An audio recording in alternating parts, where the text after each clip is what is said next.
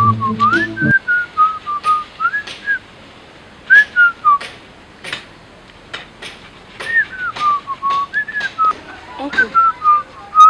Uncle.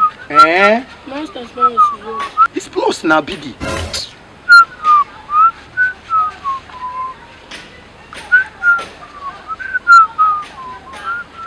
Uncle.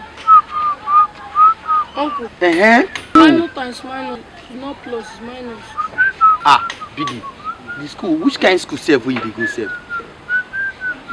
They know the teach you anything. I beg, ask another person. Oh my God. Okay, yeah.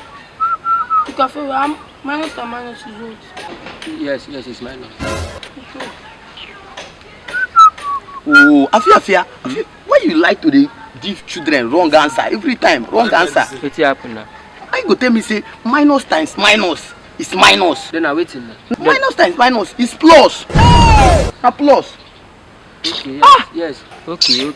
Vicky, nah, plus. I feel that plus. What am I trying to say? You say minus, you say plus. Now which one is the correct answer? So you define correct answer. Yes. So if you dey correct, incorrect, will you die? Yes! Eh?